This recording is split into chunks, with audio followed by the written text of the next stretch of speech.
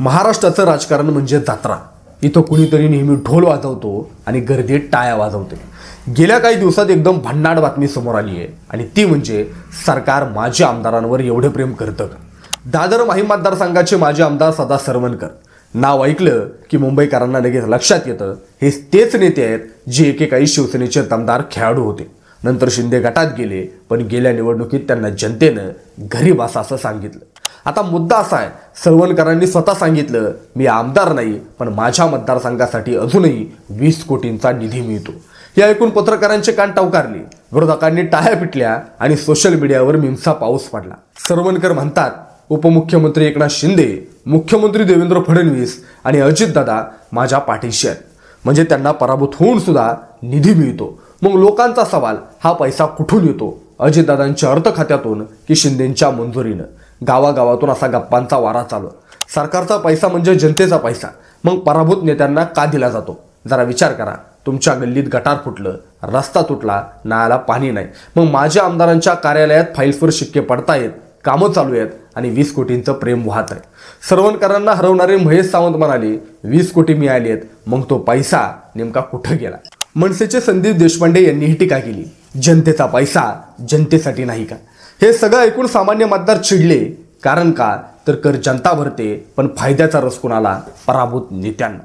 तुम्हाला आठवतंय का, नुकतेच आमदार संजय गायकवाड बोलले होते स्थानिक स्वराज्य संस्थांच्या निवडणुकीत 3 कोटी आणि 100 बोकडं खर्चावे लागतात। राजकारणात बोकडाचा अकाउंट आहे रे मित्रांनो। आता सरवणकरांचं 20 कोटींचं विधान त्याहून भारी ठरतं। सरवणकर म्हणतात मी पराभूत झालो आहे, पण पक्षाच्या बळकटीसाठी माझी कामं सुरू आहेत। म्हणजे मित्रांनो, हा पैसा फक्त रस्ते, गटार, पाणी यासाठी नाही, तर पक्षाच्या बळकटीकरणासाठीही जातो। जनतेचा कर, सरकारची तिजोरी आणि तिजोरीतून निवडक लोकांना मदत, असं सगळं घडतं।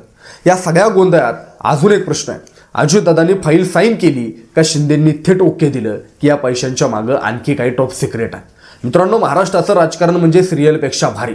प्रत्येक एपिसोडमध्ये नवा ट्विस्ट। हा निधी खरोखर विकासासाठी आहे की पराभूत नेत्यांचं मनोबल वाढवण्यासाठी?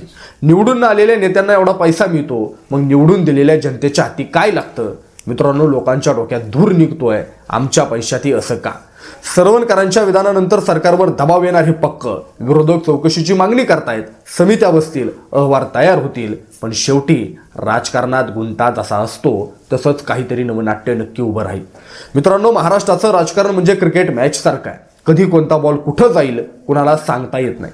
सदा सरवणकरांचं 20 कोटींचं विधान म्हणजे या मॅच मधला जोरदार 6। हा 6 सरकारलाच परत बॉल उचलायला लावणार का, की प्रेक्षक फक्त टाळ्या पिटणार? हे पुढच्या काही दिवसात समजेल। तुम्हाला काय वाटतं, पराभूत नेत्यांना सरकारी निधी मिळणं योग्य आहे का, की हा पैसा फक्त निवडून आलेल्या प्रतिनिधींनाच द्यायला हवा? तुमचं मत कमेंट बॉक्समध्ये नक्की सांगा। आणि महाराष्ट्राचं असंच रंगीबिरंगी राजकारण समजून घ्यायचं असेल तर आपल्या महाराष्ट्र वार्ता चॅनलला सबस्क्राईब करा, ही विनंती। धन्यवाद।